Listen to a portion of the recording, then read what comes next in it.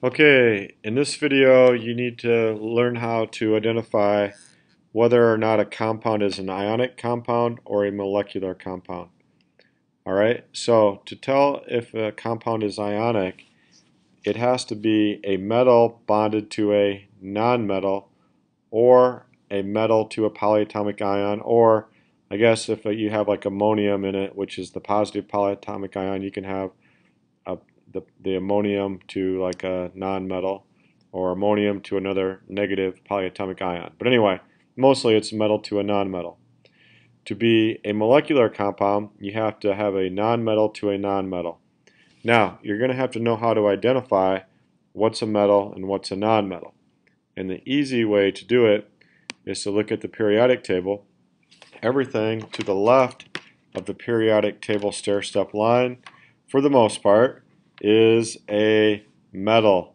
So metals are over here, and all this stuff here, these are all metals, and these down here. Now there's a couple things right along the stair-step line that technically aren't metals, and they're technically not nonmetals. We're not going to worry about them. Sometimes they call them the metalloids. There's other different names for them. But anyway, we're not going to worry about which ones those are for right now. Now the nonmetals, they're over here on the other side of the stair-step line. Like oxygen is a nonmetal, chlorine, nitrogen, argon. Okay, there's only one little catch here, and that's hydrogen. Hydrogen really kind of belongs over here with the nonmetals, even though it's over here. See how that stair-step line is here?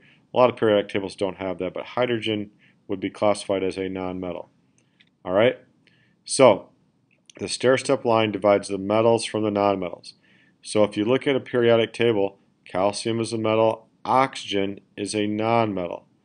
Okay? That makes it an ionic compound. Okay? Lithium is a metal, fluoride is a nonmetal, so it is also ionic. Skipping over here, carbon is on the right side of the stair-step line. It's a nonmetal. Hydrogen is a nonmetal. So a nonmetal to a nonmetal makes a molecular compound.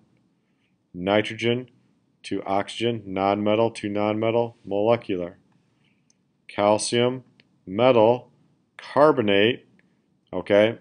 Carbonate is a polyatomic ion, so it's ionic. We're only going to be doing binary compounds, which means that there's always like two things in the compounds. Okay, in this case there's a metal and a polyatomic ion. That makes it ionic. Okay, we're not doing like three things. Okay, this carbonate is really just one thing. Okay, over here we got sodium as a metal, sulfate is a polyatomic ion, so it's ionic. Okay, over here xenon, if you look back at the periodic table, it's on the right side of the stair-step line. You can see it right here. It's a nonmetal. So, because it's a nonmetal and fluoride's a nonmetal, it's a molecular compound. Same thing with SF6. Go back and look at the periodic table. Here's sulfur, nonmetal. So, anyway, I'm on the wrong slide here. So, this is also a molecular compound. Now, here's a real easy trick. If the first element starts with a metal, okay, then you have an ionic compound.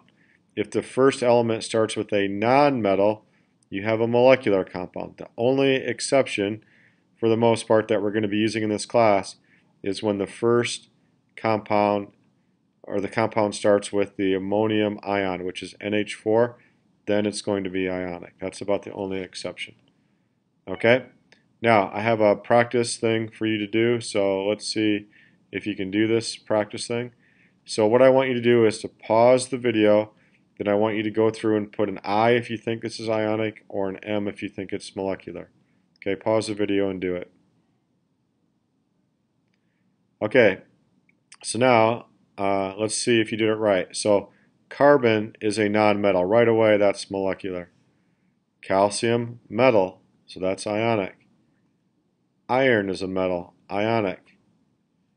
Ammonium, now that's the only exception when the first thing, if it starts with a nonmetal, it's still ionic because ammonium is a polyatomic ion, so that's ionic.